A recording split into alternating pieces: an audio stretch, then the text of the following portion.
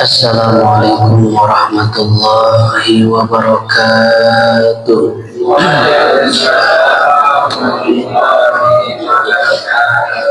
أعوذ بالله من الشيطان الرجيم. بسم الله الرحمن الرحيم. حضرة النبي المصطفى رسول الله صلى الله عليه وسلم وعلى آله وأصحابه وأزواجه وذريته وأهل بيته الكرام. شيء لله لهم الفاتحة. أعوذ بالله من الشيطان الرجيم. بسم الله الرحمن الرحيم.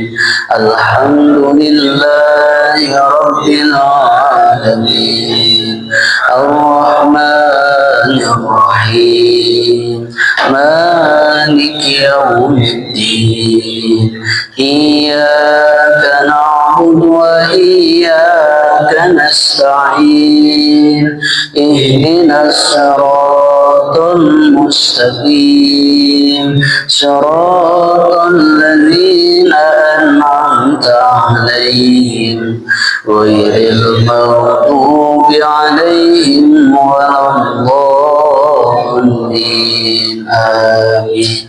سمي الله درودي بحكم عمر وعثمان وعلي كرم الله وجهه وعلى بقية الصحابة من المهاجرين والأنصار رضي الله عنهم. شيء لله لهم الفاتحة. أعوذ بالله من الشيطان الرجيم. بسم الله الرحمن الرحيم.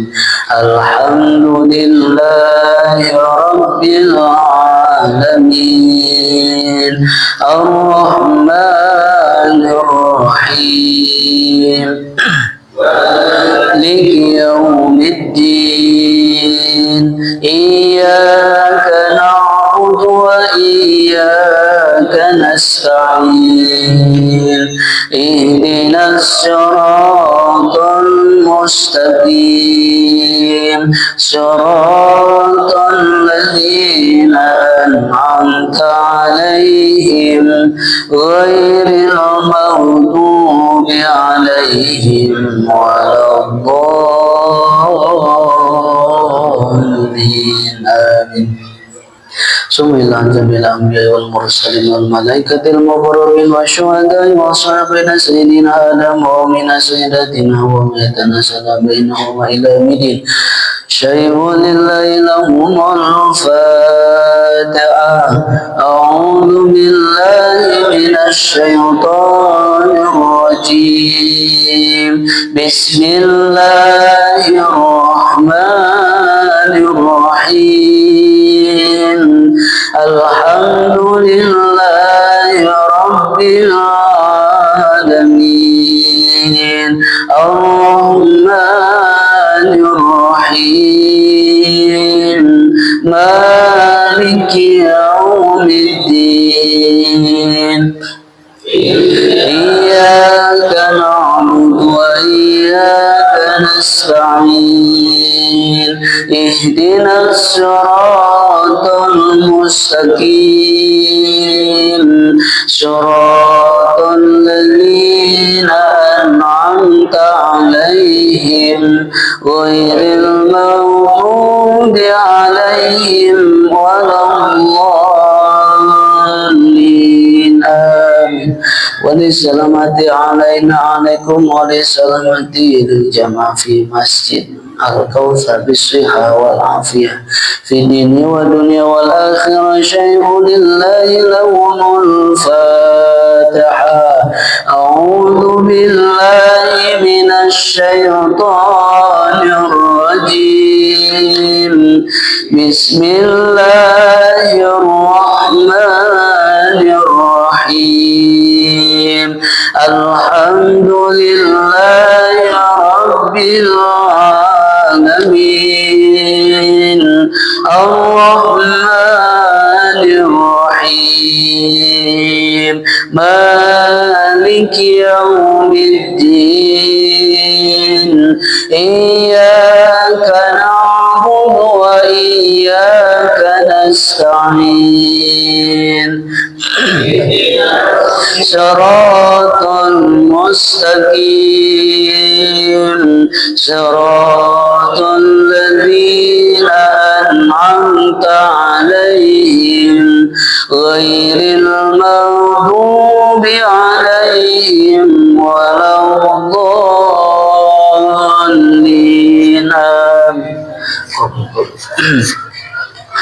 Alhamdulillahilladzi nahmaduhu wa nasta'inuhu wa nastaghfiruh wa na'udzu billahi min shururi anfusina wa min sayyiati a'malina may yahdihillahu fala mudilla lahu wa may yudlilhu fala hadiyalah. Amma ba'du faqad qala Allah Ta'ala fil Qur'anil 'azim a'udzu billahi minasy syaithanir rajim bismillahirrahmanirrahim lillahi ma fis samawati wa ma fil ardh wa in tubdu ma fi anfusikum aw tukhfu yuhasibkum bihillah fayaghfiru liman yasha'u wa yu'adzibu man yasha' wallahu ala kulli syai'in qadir. Shadaqallahul azim wa sadaqallahu rasuluhul habibul karim wa nahnu ala dzalika minasyahidin wa syakirin walhamdulillahi rabbil alamin. Wa qala Rasulullah sallallahu alaihi wasallam man ahabba sunnati kana ma'i fil jannah hadis. Alhamdulillah, puji syukur kehadirat Allah Subhanahu wa Ta'ala, yang mana pada kesempatan yang berbahagia ini Allah takdirkan kita bersama untuk berkumpul, bersilaturahim, thalabul ilmu, yang mudah-mudahan kita berdoa kepada Allah Subhanahu wa Ta'ala kumpulnya kita di masjid tercinta ini senantiasa bernilai ibadah di sisi Allah Subhanahu wa Ta'ala. Salawat beriring salam semoga tetap tercurahkan keharibaan baginda alam Nabi besar Muhammad sallallahu alaihi wasallam kepada para keluarganya, para sahabatnya, para tabi'in dan tabi'atnya, dan mudah-mudahan kita semua yang hadir di ini tempat senantiasa diakui sebagai umatnya yang setia min yaumina hadza ila yaumil qiyamah. Amin ya Allah ya rabbal alamin. Alhamdulillah. Insyaallah kajian pada malam hari ini kita akan membahas bahwa harta benda, jabatan, anak, istri, suami semua adalah titipan Allah Subhanahu wa Ta'ala. Hadirin jamaah rahimakumullah, sebelum kita membahas materi ini, kita berdoa bersama. Insyaallah besok pada tanggal 13 Oktober itu merupakan hari jadi Kabupaten Tangerang yang ke berapa nih? 600 lebih. Kita doakan mudah-mudahan Kabupaten Tangerang ini senantiasa menjadi kabupaten yang luar biasa baik. Rakyatnya semua sejahtera, para pemimpinnya amanah, dan mudah-mudahan seluruh masyarakatnya yang belum punya pekerjaan segera dapat pekerjaan, dan mudah-mudahan kedepannya nanti sekolah swasta pun bisa gratis. Amin ya Allah ya Rabbal alamin. Satu lagi, mudah-mudahan kesehatan pun gratis. Ya, sekarang memang udah gratis BPJS, nunggunya bisa 5 jam baru dipanggil. Allahu Akbar ya, mudah-mudahan semua keinginan seluruh rakyat, mobil khusus Kabupaten Tangerang mudah-mudahan segera terlaksana. Hadirin jamaah kaum muslimin rahimakumullah, jangankan harta, jabatan, anak, istri, suami, innalillah, bahkan kami pun ini atau diri kita ini juga lillahi ta'ala adalah merupakan milik Allah subhanahu wa ta'ala. Jadi bukan punya kita. Kalau yang punya mau ngambil, ya terserah yang mau ngambil. Mau kapan saja, dimanapun itu, kalau Allah mau mengambil, pasti akan terlaksana. Makanya banyak yang salah kaprah ataupun salah satu yang membuat manusia itu merupakan kehilangan ketika dia merasa memiliki. Memiliki, ini punya saya, ini milik saya, sampai namanya pun punya saya. Dan ketika itu hilang, maka akan muncul rasa kecewa, maka akan muncul rasa sedih, merana, mungkin ngelamun dan lain sebagainya. Itu karena apa? Karena tertanam di dalam diri kita bahwa itu punya kita, bahwa itu milik kita. Tadi sesuai dengan judulnya, jangankan diri kita, harta kita yang selama ini kita punya, dari mulai gaji. Ini benar kok Pak Ustadz, gaji saya 1 bulan kerja full dan alhamdulillah semuanya udah saya miliki. Tapi kalau memang benar itu udahlah milik Allah, yang seharusnya kita mau kayak gini kayak gitu, tapi kalau kata Allah tidak, itu bakal tidak terjadi. Makanya di dalam kehidupan ini kita jangan terlalu merasa memiliki. Karena apa? Tadi ketika kehilangan pasti kita akan muncul kecewa. Subhanallah, ya, teringat kejadian beberapa hari kemarin, luar biasa, terjadi sebuah musibah di sebuah pondok pesantren. Benar gak Bapak Ibu? Pondok pesantren yang luar biasa, pondok tertua di daerah Jawa, yang mana terjadi musibah runtuh. Kebetulan seluruh santri berada di bawah sedang melaksanakan sholat asar. Itu sampai dengan berita ada orang tua yang ingin menuntut pihak pesantren. Kenapa anak saya meninggal? Yang ketika saya menitipkan dengan luar biasa kepada pimpinan pesantren, lalu kemudian saya biayai, tiba-tiba terdengar kabar lewat via SMS atau WA datang bahwa anak ibu sudah meninggal dunia. Siapa yang tidak sakit hatinya? Benar nggak Pak? Mungkin kalau kita pribadi, wah Allah, nangisnya udah kayak gimana kali. Apalagi yang benar-benar itu terjadi musibah adalah anak kita, yang misalkan baru berumur belasan tahun. Kalau bahasa kita mah lagi lucu-lucunya, yang alhamdulillah mau lagi pesantren. Tapi Allah berkata lain. Itu banyak orang yang mungkin kita pun akan sama. Sewajarnya manusia pasti sedih luar biasa karena anak kita. Bahkan saya pribadi pun yang lihat saja itu terjadi bukan kepada anak kita, menetes air mata Pak, sedihnya luar biasa. Apalagi ada dokumenter seorang orang tua yang ketika mau menitipkan anaknya ke pesantren, itu anaknya sampai nangis dulu. Bapaknya udah naik mobil, ngeliat anaknya lebih lama nangis, berhenti dulu, digendong lagi sampai ketiga kali. Yang mana mungkin itu adalah merupakan pertemuan terakhir kalinya seorang orang tua dengan anaknya yang mau menimba ilmu di pesan. Beberapa bulan kemudian terjadilah sebuah musibah dan anaknya itu ditetapkan meninggal dunia. Siapa yang tidak hancur hatinya? Tapi kalau kita kembali kaji di dalam diri kita ini tadi benar, bahwa semuanya adalah merupakan milik Allah Subhanahu wa Ta'ala. Kalau Allah mau ngambil kapanpun, itu gimana Allah? Tergantung diri pribadi kita, dari kesabarannya, dari ketabahannya. Pasti tidak menerima Pak. Sampai sekarang diusut oleh pihak kepolisian. Kalau dipikir-pikir luar biasa menurut saya, pimpinan para pesantren Pondok Al-Khazim itu sampai ada anak yang lagi di rumah sakit pun dalam keadaan tidak bisa berwudu dia sholat Pak. Subhanallah, menggunakan tayamum walaupun di depannya tidak ada debu. Mungkin ada beberapa mazhab yang bisa yang penting karena tidak bisa berjalan ataupun kakinya ada yang diamputasi, dia masih bisa melaksanakan sholat.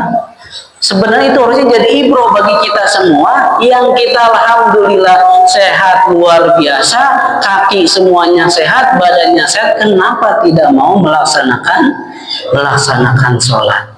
Makanya hadirin jamaah rahimakumullah, jangan pernah merasa memiliki hak yang mutlak. Kenapa? Karena semua merupakan titipan daripada Allah Subhanahu wa ta'ala. Contoh misalkan kita itu ketitipan doang, Pak. Contoh di dalam sebuah pasar, kita mau ke pasar, ada label yang bernama tempat penitipan barang. Nah, kira-kira kalau kita ketitipan aja, mau kapan kita misalkan yang penitipan barangnya, ada orang yang mau menitipkan jam tangannya, ada orang yang mau menitipkan helmnya, ada orang yang mau menitipkan sandalnya pagi hari, boleh tidak dia mengambilnya siang hari? Silakan, karena kita hanya sebagai yang menjaga barang tersebut. Terserah yang mau menitipkan, mau ngambil pagi, mau ngambil siang, mau ngambil sore, itu gimana yang punya, Mbak? Sama dengan diri ini semuanya, hadirin rahimakumullah, bahwa semuanya merupakan adalah titipan dari Allah Subhanahu wa ta'ala. Kita cuma menjaga titipan itu. Jadi ketika pemiliknya mau mengambil, kenapa kita harus marah? Betul. Kenapa kita harus marah? Orang bukan punya kita. Hadirin kaum muslimin rahimakumullah. Maka ketika salah sangka, makanya kita ini sering salah sangka punya kita, padahal bukan punya kita. Makanya di dalam ujung surah Al-Baqarah ayat 284 yang berbunyi lillahi ma fis samawati wa ma fil ard. Apa artinya? Mengingatkan kepada kita bahwa apa yang ada di langit, lillahi ma fis samawati wa ma fil ard, dan apa yang ada di bumi, lillahi itu milik Allah. Semua yang ada di langit maupun yang ada di bumi, semuanya milik Allah Subhanahu wa ta'ala. Coba kita lihat ketika terjadi kiamat kubro, seluruhnya rata, bahkan seluruh makhluk Allah termasuk malaikat Israel yang suka nyambutin nyawa. Ketika terjadi kiamat kubro, seluruh makhluknya itu mati semuanya, kecuali siapa yang tidak mati, yaitu Allah Subhanahu wa ta'ala. Jadi dulu yang ngaku-ngaku Fir'aun, dia mengaku dia Tuhan, ketika itu nggak ada. Jadi yang cuma hidup adalah yuhyi la yamutu, adalah Allah Subhanahu wa ta'ala. Makanya di dalam diri ini jangan pernah merasa sombong. Jangan pernah merasa ini punya saya. Jangan pernah merasa bahwa diri ini yang paling hebat. Jangan pernah merasa bahwa diri ini yang paling tahu. Saya yang rajin ibadahnya pasti saya masuk surga. Tidak ada. Semuanya adalah merupakan milik Allah Subhanahu. Apa tugas kita sebagai manusia? Satu, menjalankan perintah Allah dan Rasulnya. Hadirin kaum muslimin rahimakumullah. Kalau sampai katakan ini punya kita, kalau kita merasa ini punya kita, misalkan kita diberikan kepercayaan untuk mempunyai rumah bagus, kita diberikan kepercayaan bisa membeli mobil yang mewah, kita merasa ini punya saya yang beli dan atas nama saya. Kalau benar-benar tertanam di dalam diri itu seperti itu, nanti ketika tiba-tiba mobil itu hilang, ketika mobil mewah itu hilang, ketika rumah mewah itu hancur, kalau di dalam diri ini tertanam bahwa itu benar-benar milik kita, yang ada nanti kitanya depresi, kecewa. Susah, Pak. Memang kalau mengaji tauhid itu harus benar-benar mengaji di dalam diri ini bahwa benar-benar semua itu adalah merupakan milik Allah Subhanahu wa ta'ala. Misalkan saking cintanya sama istri kita, benar-benar ini istri saya yang sudah melahirkan anak saya yang sangat luar biasa soleh-soleha, kita benar-benar memiliki dia. Ketika misalkan istri kita dipanggil oleh Allah, dicabut nyawanya, sedih tidak Pak? Wah, kayaknya jawabannya beda ini. Enggak Pak, saya enggak sedih karena sudah ada gantian. Jangan. Ya, kalau perasaan sedih pasti ada. Kenapa bisa sedih? Karena nanti apa? Karena kalau kita sedih memang itu udah merupakan milik Allah. Istri kita pun punya Allah Subhanahu wa Ta'ala. Menjaga silakan, tapi merasa memiliki tidak boleh. Kalau nantinya kita benar-benar merasa memiliki sangat cinta semuanya, cinta 100%, I love you full. Tapi ketika tadi dicabut nyawa istri kita, kita nanti akan stres. Bahkan ada yang sampai dengar-dengar ketika istrinya meninggal, dia ada yang gila. Naudzubillah, sampai seperti itu. Mungkin sangat cintanya. Itu tadi kata pepatah, kalau cinta sudah melekat, teh kotok pun terasa coklat. Ya, bisa jadi, tapi jangan seperti, boleh kita bersedih, tapi jangan berlarut. Ditanamkan di dalam diri kita, mungkin Allah lebih sayang kepada istri kita. Kita mani manusia, cintanya temporer. Apa temporer? Terbatas. Betul apa tidak? Istri kita sayang sama kita kalau udah tanggal muda, mau gajian, baru kopi dari jam subuh udah diseduhin. Pokoknya udah siap semuanya. Giliran tanggal tua boro-boro kopi cek putih gitu. Nah, itulah cinta manusia terbatas. Ketika terjadi seperti itu, kalau kitanya ikhlas, kitanya tabah, kita berpikir bahwa Allah lebih sayang sama istri kita, kita berpikir nanti insya Allah kita akan dipertemukan kembali di alam yang kekal abadi. Di mana? Yaitu surganya Allah Subhanahu wa Ta'ala. Manusia mah Pak, benar, kalau ketika cinta dan masih muda, iya, masih pada cantik, masih pada fresh semuanya. Coba kalau udah tua, udah peot, gigi pada ompong, kulit pada keriput, benar apa tidak? Mata udah lolong, ya kan? Makan udah serba salah, makan ini salah, makan itu salah. Jangankan mau makan tahu, makan jengkol aja sulit karena nggak punya gigi. Makanya Nabi berkata di dalam hadisnya bahwa nanti mah ketika di surga nggak ada yang tua, nggak ada nenek-nenek. Apa hadisnya? La yadkhulul jannata ansusun. Jadi tidak akan masuk surga nenek-nenek ataupun orang tua. Ketika Nabi bersabda seperti itu, ada nenek-nenek yang protes. Apa protesnya ketika bilang seperti itu? Kenapa dia protes? Karena dia tersinggung dengan ucapan Rasul bahwa nanti nenek-nenek tidak masuk surga. Dijelaskan oleh Nabi, bukannya tidak masuk surga nih, kamu tetap masuk surga, tapi ketika masuk surga nanti jadi muda lagi. Perkiraan ketika masuk surga umurnya 30, 31, 32, 33. Nggak ada orang tua, nenek-nenek, kakek-kakek di surga. Semuanya jadi muda lagi. Kenapa demikian?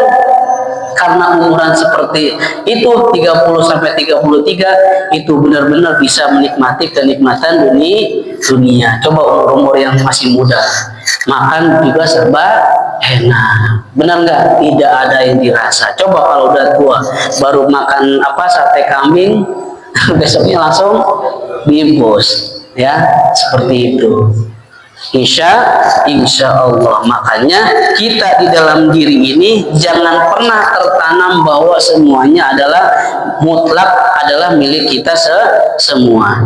Hadirin jamaah rahimahumullah, maka ketika ujian datang, ketika salah satu orang keluarga kita, baik anak kita ataupun istri kita atau suami kita diambil oleh Allah Subhanahu wa Ta'ala, tanamkan di dalam diri ini, walaupun kita bersedih, tapi nantinya insya Allah akan dipertemukan kembali di surganya Allah Subhanahu wa Ta'ala. Cuma mengingatkan, apalagi benar-benar dia bahasanya lagi benar senang-senangnya sama istrinya, kelihatan rajin, ibadah, soleh, pekerjaan rumah selesai semua, anak-anak semuanya beres. Ketika itu dicabut nyawanya oleh Allah Subhanahu wa Ta'ala. Bahkan ada sebuah cerita, padahal nih orang-orang ngerti kalau kata kita mah ustaz, tapi ketika meninggal ketika meninggal ibundanya, si ustaz tersebut benar-benar bersedih. Padahal dia tahu bahwa ketika nyawa dicabut itu sudah merupakan hak prerogatif Allah Subhanahu wa Ta'ala.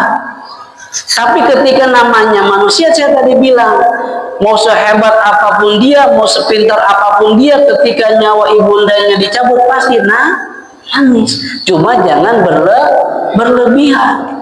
Kalau dipikir mah dia tahu dia ustadz sering ceramah, dia ustadz sering mengisi pengajian, dia ustadz tahu hadis yang menyatakan bahwa ketika ada musibah, qalu inna lillahi wa inna ilaihi raji'un. Tapi ketika dia terdengar bahwa nafas terembus terakhir dari ibundanya, hilang untuk ayat tersebut.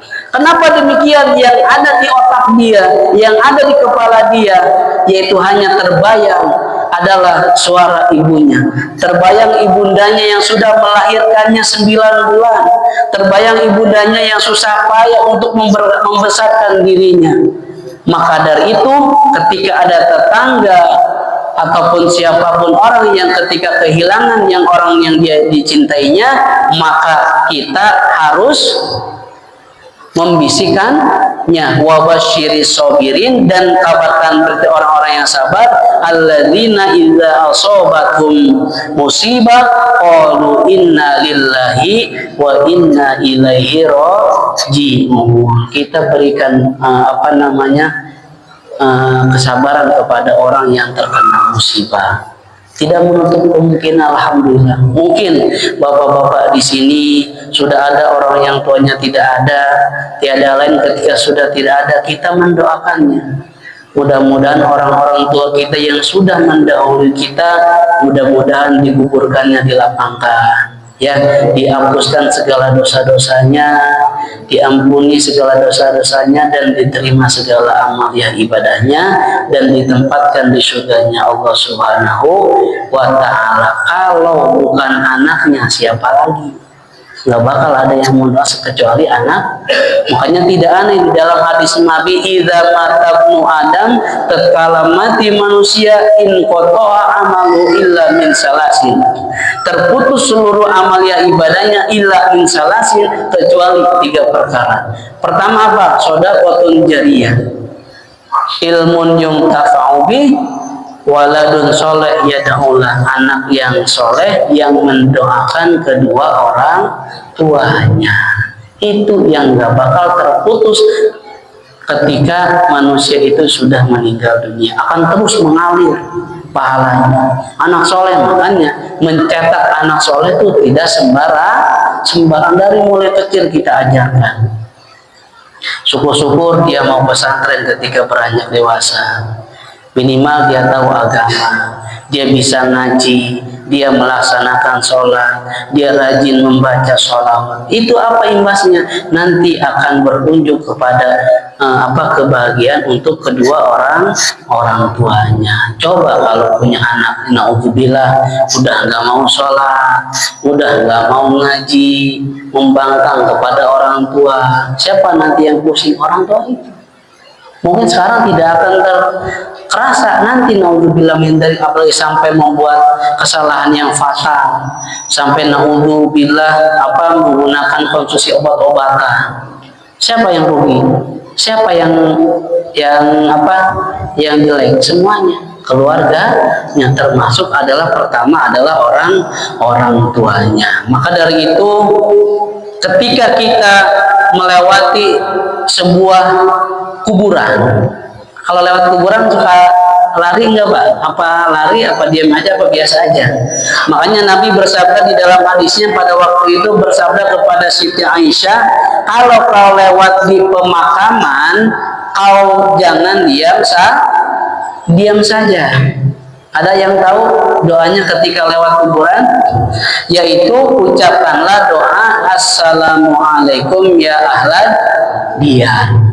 Assalamualaikum ya ahlad, itu berlewat tuh. Assalamualaikum ya ahlad diyar, semoga Allah memberikan keselamatan untuk penghuni kuburan.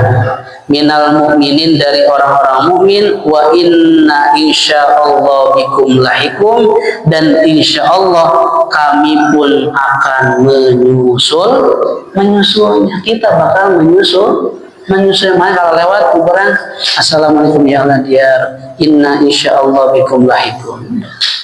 Karena apa? Bahasanya bukan bukan dikatakan kami masih hidup dan kalian sudah mati, tapi bahasanya adalah insya Allah nanti kami akan menyusulnya. Hadirin kaum muslimin rahimakumullah. Maka dari itu kalau kalian duluan supaya maka beristirahat. Kalau ada orang yang meninggal, misalkan yang meninggal duluan adalah istri kita, kita sebagai orang mukmin harus tabah. Kita sebagai orang mukmin harus menerima apa yang telah ditakdirkan oleh Allah Subhanahu wa taala dengan berpikiran bahwa tadi ketika misalkan istri kita dipanggil duluan oleh Allah, mudah-mudahan supaya dia beristirahat dari dosa-dosanya. Ngapain kita, ya Allah doakan saya panjang umur, tapi panjang umurnya bukan beribadah kepada Allah, malah berbuat maksiat kepada Allah Subhanahu. Kalau dipikir-pikir mending mati daripada menambah mending kalau bertobatlah ketika akhirnya. Ini yang naudzubillah sampai matinya mengenaskan, jauh daripada Allah Subhanahu wa ta'ala. Makanya orang beriman cuma dua aja, kalau umurnya panjang amalnya banyak. Ini orang beriman, kalau umurnya panjang amalnya banyak, kalau umurnya pendek dosanya berkurang. Tinggal pilih yang mana, Pak. Tapi saya yakin dan percaya bahwa ketika ditanya mau mati duluan, jawabnya pasti masih betah di dunia ini, masih pengen ini, mungkin masih pengen itu, mau ini dan itu dan seterusnya. Betul tidak, Pak? Pasti. Padahal kalau mau kita lihat secara ibadah, aduh jauh. Makanya kemarin di bulan Maulid Nabi itu kita luar biasa, Pak. Kita beruntung berada di zamannya, ataupun mudah-mudahan diakui sebagai umatnya Nabi besar Muhammad Sallallahu Alaihi Wasallam. Kalau dikira-kira, kalau dirasa-rasa kita masuk surga gara-gara ibadah kita, itu kagak mungkin kayaknya, Pak. Kebanyakan mungkin dari kita mah dari mulai wudunya pun belum tentu baik atau benar. Bahkan ketika kita sholat pun rakaat pertama mikirin cicilan, rakaat kedua kapan mau kebayarnya, rakaat ketiga waduh kayaknya habis semua ini buat utang. Nah itu kadang yang ada di dalam benak kita. Makanya ketika dirasa-rasa kalau kita masuk surganya karena ibadah kita, kayaknya kagak mungkin. Makanya kita sebagai orang mukmin harus percaya bahwa kita mudah-mudahan diakui sebagai umatnya Nabi Muhammad Sallallahu Alaihi Wasallam dan memperbanyak membaca sholawat kepadanya. Kenapa? Karena Allah berfirman di dalam hadis qudsinya, wa inni haramtul jannata ala sairil umami hatta tadkhuluha ummatuka. Aku haramkan seluruh umat manusia masuk ke surga kecuali setelah umat kamu duluan, wahai Muhammad. Alhamdulillah. Makanya nanti yang pertama kali masuk surga duluan adalahnya umat Nabi besar Muhammad Sallallahu Alaihi Wasallam. Makanya tadi kita sebagai manusia pertama jangan pernah kita meninggalkan perintah-perintah Allah, terutama adalah sholat. Kenapa demikian? Yang pertama adalah sholat. Karena kalau dilihat bahwa sholatnya sudah benar, sholatnya tepat, tidak pernah meninggalkan sholat, walaupun di tempat pekerjaan dia tetap sholat, sholatnya dia khusyuk, insya Allah, bacaannya benar, maka insya Allah seluruh amaliyah yang lainnya akan ikut benar, akan ikut baik. Tapi sebaliknya, kalau memang benar sholat kita tidak benar, sholatnya kadang-kadang, maka seluruh amalia yang lainnya akan ikut tidak baik.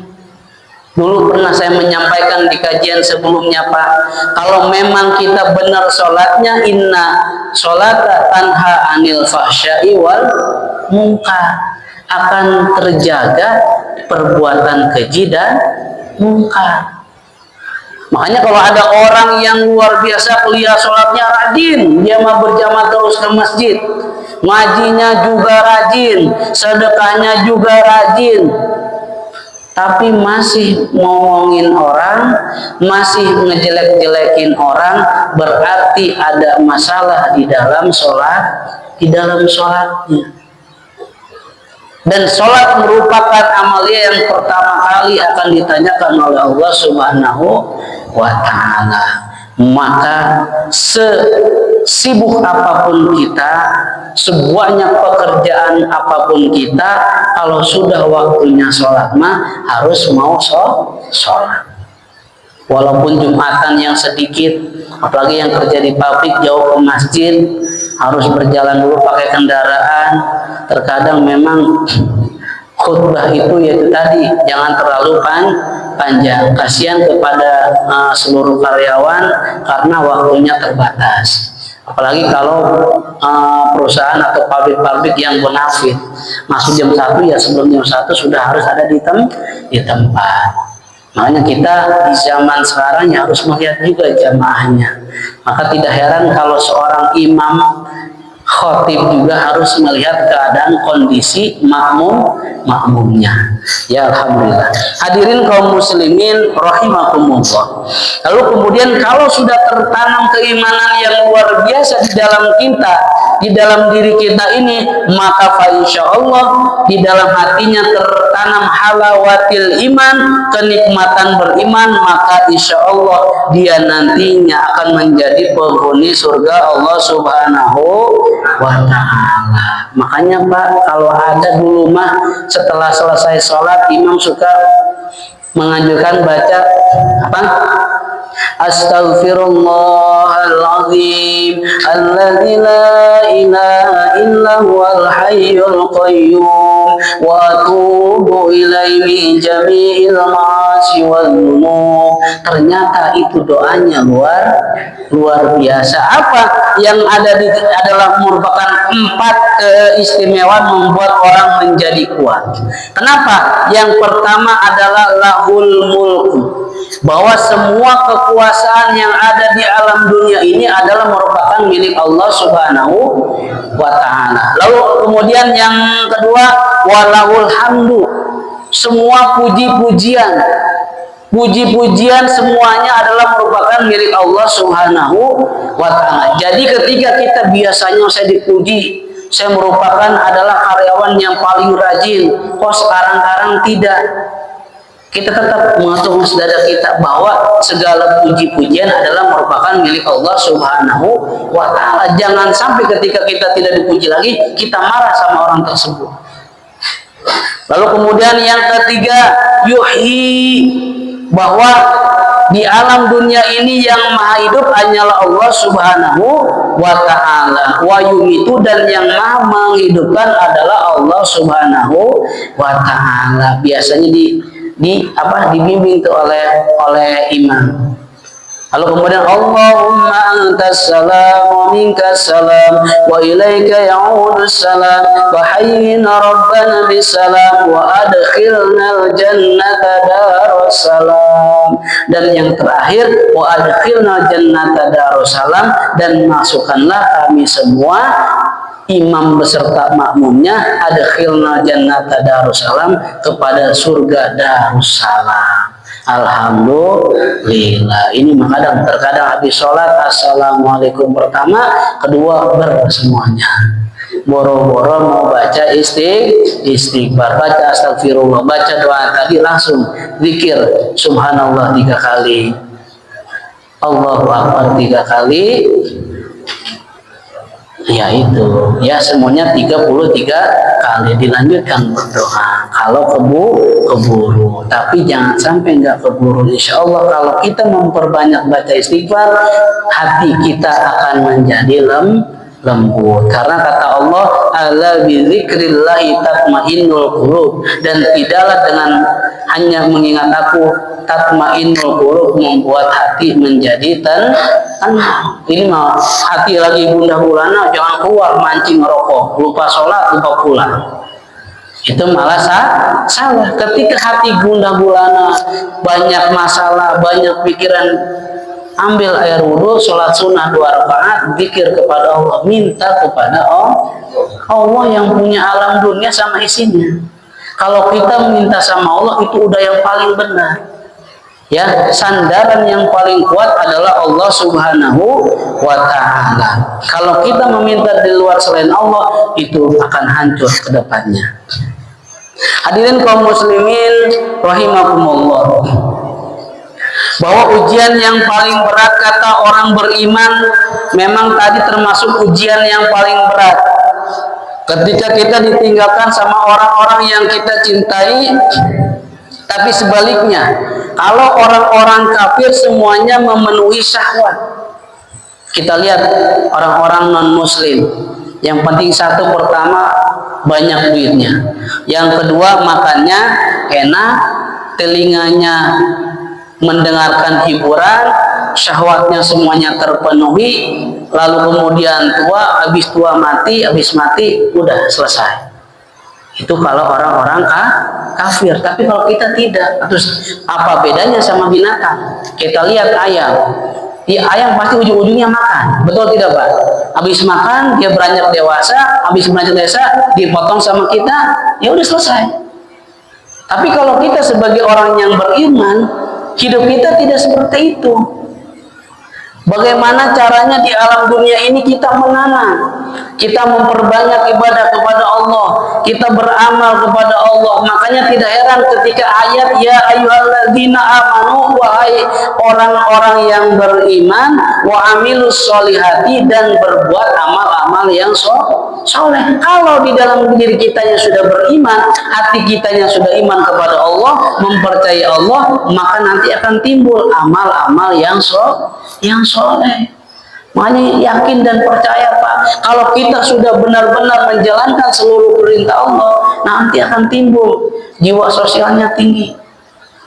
Kita peduli sama terutama keluarga kita, ku anfusakum wa ahlikum nar. Kita peduli kepada tetangga-tetangga kita. Kita peduli terhadap rumah ibadah di tempat kita.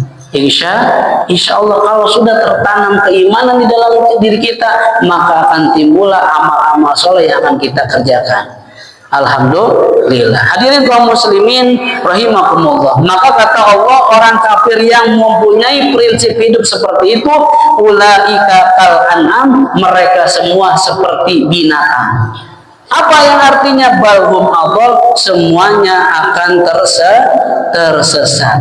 Tapi tak banyak yang memahami hakikat manusia ini kecuali orang-orang yang beriman dan yang tadi orang-orang yang mengerjakan amal-amal yang soleh. Tapi terkadang iman kita nih Pak, iman kita itu kadang naik, kadang turun. Naiknya ketika taat kepada Allah, benar sholatnya tidak pernah tertinggal. Dengar aja Allahu Akbar, langsung ambil air wudhu.